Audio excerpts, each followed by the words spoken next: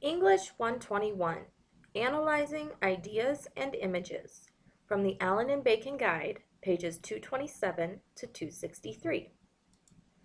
Your text refers to analysis as a process of breaking down a text into its constituent parts to determine the relationship among those parts.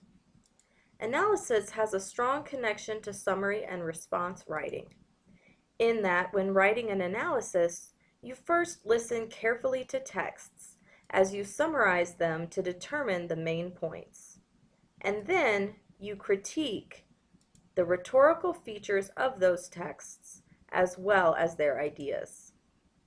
In this way, analysis writing involves both close, with the grain thinking, as well as your critical, against the grain thinking.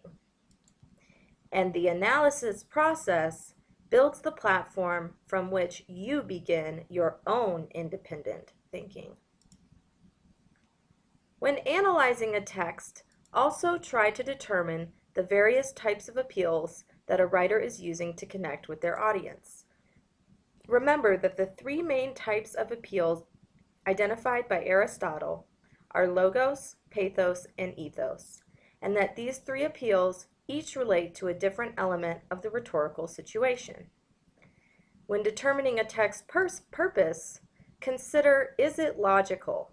Does it make sense? When analyzing the audience, think about ways that the writer has tried to connect pathologically or emotionally with the values of that audience. And finally, when analyzing the writer, try to determine how ethical the source is. Keep these ideas in mind, as well as all the different types of audience appeals, as you analyze the different ideas found in texts.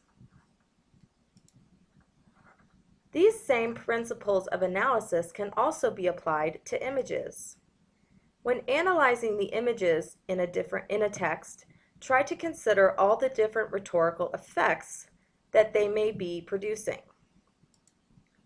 An image's rhetorical effect derives both from its angle of vision or perspective and from the composition of the image itself. Always remember that angle of vision is the perspective of the composer, the artist, or the photographer. There are various elements of the composition that will affect the angle of vision. You can always tell what the biases of the writer were based on how they use these different compositional elements. Consider distance. Close-up shots always increase the intensity of the image. Long shots, on the other hand, blend the subject into the background. Also consider how the image is oriented.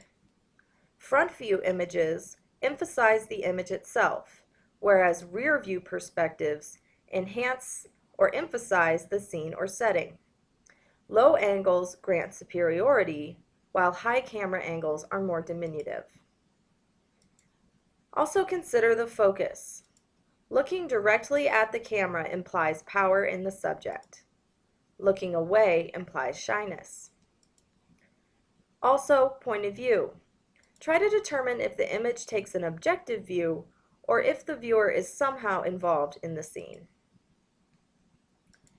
You can also look at the artistry of the composition itself. Focusing or blurring images can affect the viewer's experience. Filters will alter the mood, and distorting or merging images can create unique effects. In addition to elements of the composition, be sure to make note not only of what is included in the image, but also what is excluded, as well as the different arrangement of the details, what's getting emphasized and what's getting de-emphasized, or what may be left out of the composition in the first place. Consider the setting details. Make note if the scene is indoor or outdoor, if the space is tidy or messy, if it is rural or urban, and what people or animals are included. Are there any social meanings being conveyed? Note how objects signal symbolic differences in values and social class. And what are the emotional or pathological effects of the details included? Consider the roles and actions being portrayed. Try to create the story behind the image. Are the roles traditional or non-traditional? Always note the clothing that has been chosen. What cultural and social significance do the clothing, hairstyles, facial expressions, and gestures have? Also look at the relationships themselves. Look at how actors and objects are positioned so as to signal importance and dominance. What is in the foreground and what is in the background? And finally, look at the context surrounding the image. Is it a newspaper or magazine? How is the document designed? What text is included or excluded? Advertisements in particular have strong rhetorical effects as they try to influence their audience to purchase their product.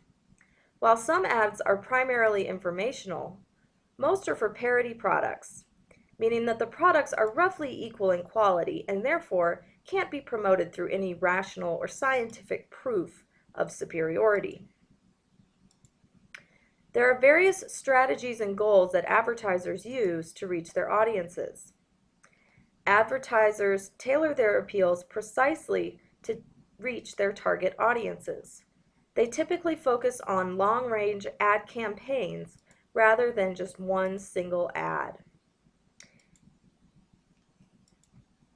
And ad campaigns typically use subtle repetition of themes to build a psychological link between the product and the consumer, portraying different cultural perspectives through the way that they are composed.